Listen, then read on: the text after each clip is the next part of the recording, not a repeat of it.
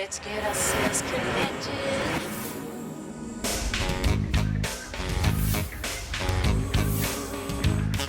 Let's get ourselves connected. Honey, let's do it right.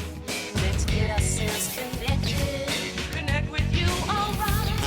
Let's get ourselves connected. Gotta get yourself connected.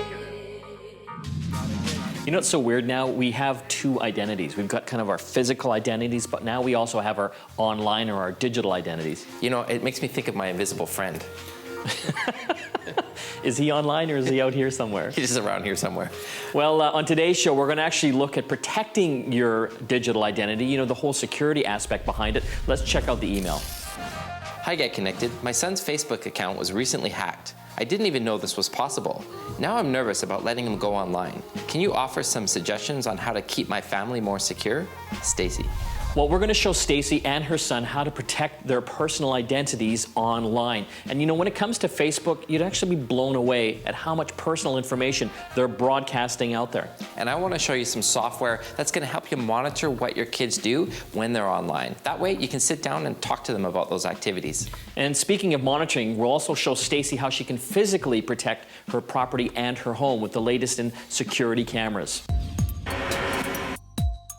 Stacy, it's great to meet you. I understand your son's Facebook account got hacked. It did, and I'm quite concerned about him being online right now. Well, we're going to look at some solutions for you to make you a little more comfortable. Okay. But from what I understand, you're also concerned about your home security. I am. We've had a few characters hanging around, and it doesn't make me feel very comfortable. Well, we're going to have a look at the latest in video surveillance. Let's go inside and get started. Thank you. So your son says his Facebook account was hacked, and unfortunately, I find in most cases, you know, especially with kids, the reason why their account was hacked is because one of their friends has somehow found out their password. So what we want to do whenever we're doing things like Facebook or signing up for these game sites, you got to tell your kids never, ever, ever share their password, no matter how great of a friend they are. The only person that should know it is your son and you. Okay. And so I've actually made that a rule with my kids, you know, especially with things like Facebook. I have to know their login names and also their passwords so that I can, you know, go in and make sure they're not doing anything crazy. Okay. How often do you get them to change their password? I would do it every couple of months. When you are selecting password names, don't do really simple names like Bunny or, you know, another family pet name. You know, mix it up. Actually have, you know, characters and numbers in the password. It makes it so much stronger and harder for people to guess. All right. So let's figure out your son's Facebook predicament here and actually give him a tool that'll alert him to anyone trying to hack in. Okay. You're probably familiar with, you know, the Facebook screen. There's actually an area up here that pretty well no one ever goes to. It's the account settings. All right. And it's up in the right-hand corner. And we're going to go into the account settings first. And make sure that they don't put all sorts of personal information. Don't let them put up their home addresses and their phone numbers and things like email addresses, because if anyone does get access to their page, they can see all of that. Yeah. Okay. So what we want to do, we've got to the account settings. We're going to go down to account security. And this is a great feature, not just for kids, but everyone. And I always turn this on right away. And see this here, login notification. Turn it on. Because it will be off automatically? Yes. Okay. That's unfortunate. Most of the stuff is off with Facebook to start with, and a lot of these social networking sites. So what I've done now is I can actually have Facebook alert me if someone else is trying to access my account or logging into my account from somewhere else other than my computer. Not only can you log in from a computer, but you can log in from iPads and iPhones and BlackBerries, so it could be anywhere.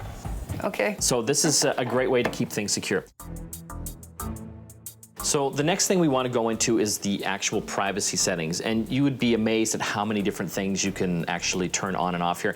You know, for example, do you want everyone knowing when your kid's birthday is? No. No. So you can go in and change things like that. So it's important that only certain people can see your kids' photos, for example. So you can go in and actually select whether that's everyone, which probably you don't want, friends of friends, or just friends, or you can even customize it as well. You can actually go in and specifically say which people you want to be able to see that information or those photos. So you can even hide information, whether those are photos or things like his birthday. Maybe you don't want certain specific people seeing those photos. You can go in there and actually identify them. Okay. So this is a really important one here too. Right. the photos and videos that I'm tagged in. And so, for example, he might be out and someone takes a photo of him and then tags him, which basically identifies him in that photo so everyone can see it. Yeah, that's a huge concern of mine. Well, yeah, so he's trying to get a job in the future. HR department goes in, checks out all these crazy photos of him that he doesn't have control of. So I go in and customize this. And so these are, again, videos and photos that have been tagged with him in it. You can go down and say that only he sees those. No one else can see them. Or again, you can go into specific people, just you and him. Okay. Which so important to teach your kids because they just don't think about those things. So this is not a 5-minute thing? No. Okay. It'd probably take a good 20 minutes to half an hour to actually go through. And again, sit down with him or her and make sure that they understand what you're doing too. Okay. Another important thing, make sure when they're finished any of their sessions, whether that's on Facebook or banking or game sites, to log off. Okay. As well. That way people can't go in after and then get into his account settings. All right. Thank you, Mike. Does that make sense? It does, unfortunately, yes.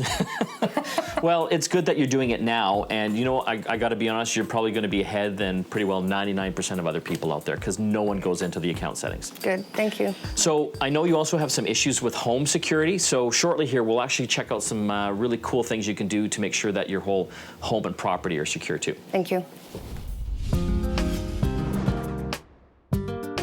On the show, we've been talking about security. Now we're going to show you how to secure your files on your iPhone. Now, if you have some sensitive files that you want to keep for your eyes only, then you should really look into password protecting them.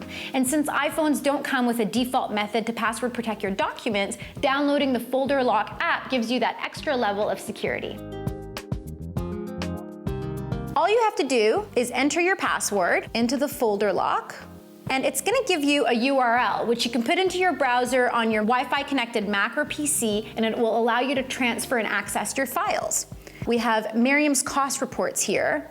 And what's great about this app is that it allows you to password protect all sorts of files, from Microsoft Word to Excel documents to web pages, pictures, and even PDFs. It also has a built-in audio player, video player, picture viewer, document viewer, and also supports slideshows for your pictures, and it also lets you have a playlist for your audio and video files. Now let's take a look at the settings. The settings lets you control how many invalid PIN attempts you want to allow on your phone. It also gives you an option to give yourself a hint at startup, just in case you need a little help remembering what your password is. Now, if you look here at the bottom, it allows you to view a hack attempt monitoring log, which shows you how many login attempts have been made on your phone and whether those attempts were successful or not. So if you're concerned about the access or security of any of your documents on your iPod Touch, your iPad, or your iPhone, you should really look into downloading the Folder Lock app for iPhone for $3.99. If for nothing more than just peace of mind. That's your app look. You can't have security without viruses and other online critters to deal with, and we're going to talk about some of the memorable attacks from our viral friends. In January 1999, the virus Happy99 gave you delightful fireworks, wishing you a Happy New Year while giving you unwelcome worms and sharing its viral message to your email contacts. By April, 16% of PCs were infected. Now that's a hangover.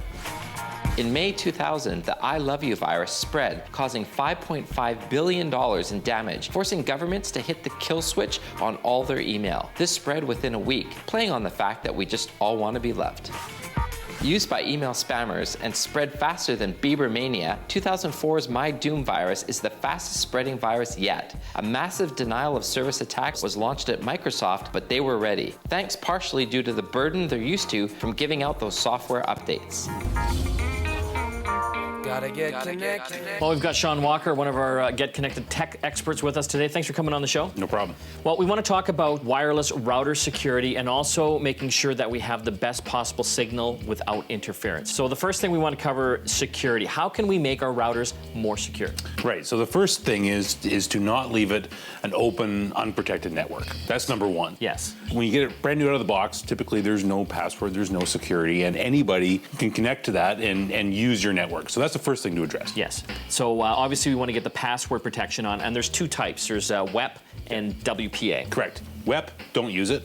WPA or WPA2, usually there's an auto mode, that's what you want.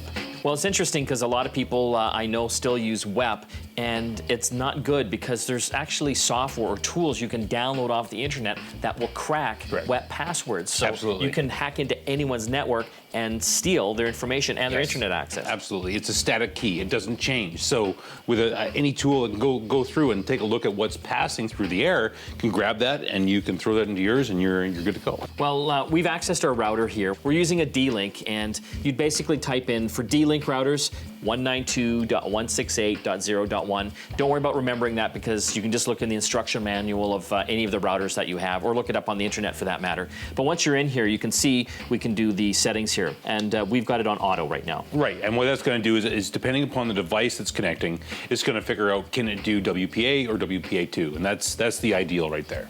And so what about passwords? It has to be at least 8 characters long. Correct. And you want to typically mix it up, and you don't want to use your family name or something that's easily guessable. Typically, they recommend a mix of letters and numbers and symbols.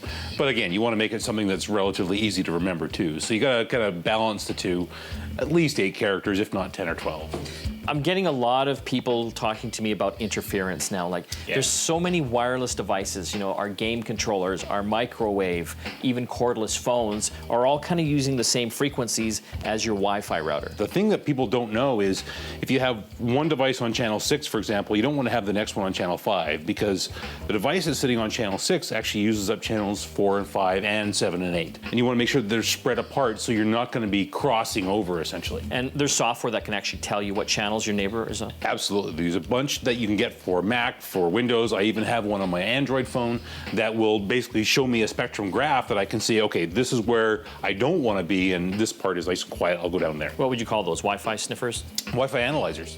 I want to thank you again for coming on the show. No problem. So we covered, obviously, the interference issue and also wireless security. You can always check out our website for more videos on how to get the best out of your wireless router.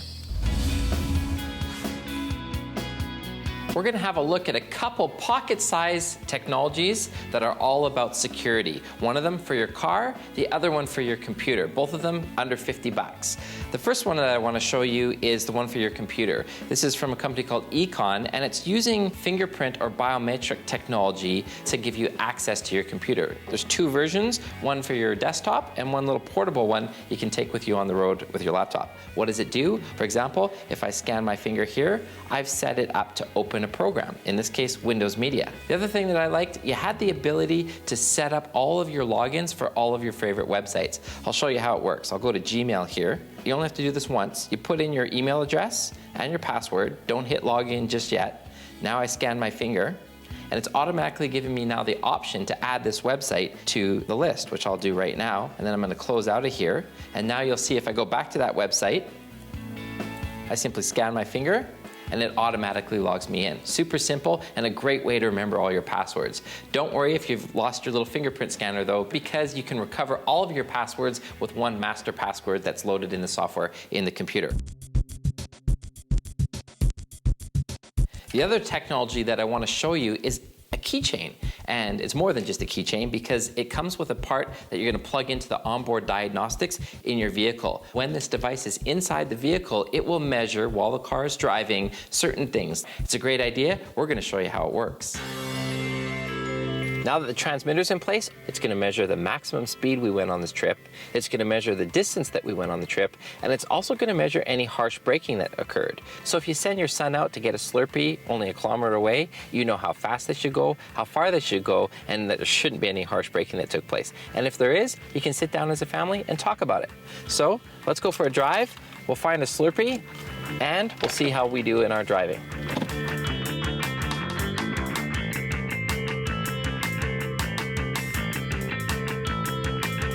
And that's the end of that trip, and let's have a little look at what the device recorded here. Max speed, 72 kilometers per hour, total distance, 3 kilometers, and I'm happy to see we didn't have any harsh braking incidents. Now that 72 kilometers an hour may become a talking point if, for example, you knew that your son was only driving in 50K zone for a short little trip, but that's the whole idea here, is that it just opens up communication. It's under $50, and it's a great way to just have that extra level of security when people are operating the car that aren't you.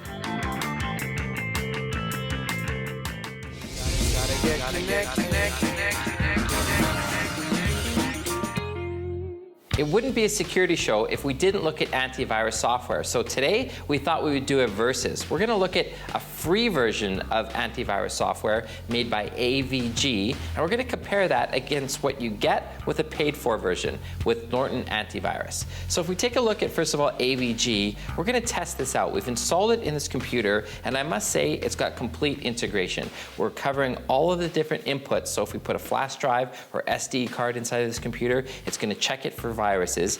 But the web is what we're worried about. The web is the #1 place where most viruses come from. A good way to test any antivirus software that you have on your computer is to go and look at the European Institute of Computer Antivirus Research. They've actually created several different types of files that you can download that are going to test your security software. A .com file, like going to a website that has malware in it, a text file that might have a virus in it, and a zip file that might have a virus in it. Let's try the .com. I'm going to click on the link, and boom, there it is. AVG has popped up a malware alert. We're going to want to move that to the vault to make sure that we don't infect our computer. So why would you ever pay for antivirus software? I don't recommend that you do, unless you have a reason to use some of the extended features that do come with some of the paid versions. Let me show you what I'm talking about. So on this computer, I've loaded Norton 360 Premier Edition. You're gonna pay around $100, and it's gonna allow you to protect up to 3 computers. You get more than just antivirus. You get a number of different programs that help keep your computer secure. Some people might argue that all those different programs slow your computer down a little bit, which is a fair argument, but let's take a look at what you get. One thing that you're going to get is cloud storage. So your computer's not secure if someone can break into your house and take the whole thing away. Cloud storage up to 25 gigabytes will actually allow you to back up those files to a safe and secure place. And one of the features that I thought could be worth all of the investment is the parental control. You actually set up accounts for each of your children in the house, and you can look at what their activity is online at a very specific level. You can look at what websites they're going to, what posts they're making on social media sites like Facebook or MySpace. You can even look at their chat activity. And the access to all that information really gives you the grounds to be able to sit down with them and actually talk to them about how they're using the internet and get a good understanding of what they're doing when they are online. And if you go to the settings feature, you can actually control things like blocking out certain websites that you might not want them to go to, as well as setting time restrictions. Like perhaps when they get home from school, they can use the computer from say 3 o'clock till 6 o'clock. But after that, you don't really want them on there anymore. So you can start to see how paying for a software security program like the Norton 360 really does have some extra benefits. I would say if you want to start off, just get the free software. AVG is a good one. Make sure you have that as a minimum, and then start to look at some of these other things if you have a little bit more money. Be sure to visit GetConnectedMedia.com for videos, reviews, contests, and much more.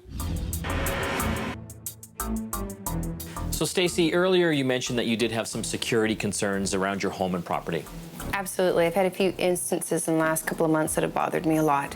Well, what I want to show you today is a really simple video surveillance package here that you can set up quite easily and pretty cost effective too. It's from Swan. It's called their Digital Guardian.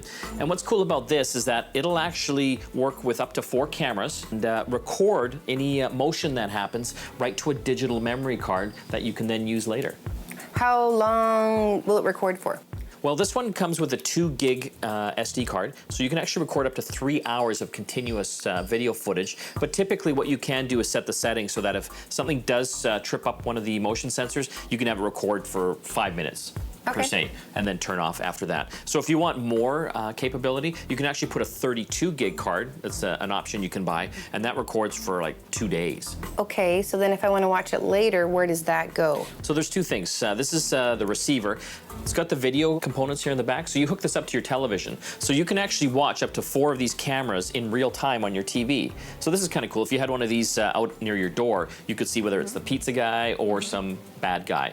And in real time. At night or during the day? In daytime, it's color, and then at nighttime, when it gets dark, it goes to a black and white nighttime mode, so you can see what's going on. So if you do capture any of this video, you can then play it back on your TV and also take this right to the cops as well if they want to use that information. And so this is completely wireless, which is great. Makes it a lot easier to set up, and they're rated up to about 165 feet away from the actual receiver unit here. But in all practicality, typically it's around 65 to 100 feet. Can you have that inside your home too? Yeah, for sure. It actually has a microphone built in, so you can actually record audio up to about 9 feet away. So maybe you want this in the family room or the games room to check the kids out. Okay, that sounds perfect. So what I'm going to do is we're actually going to set this up, and then we'll show you how you can watch it back on the TV, okay? Good, thank you.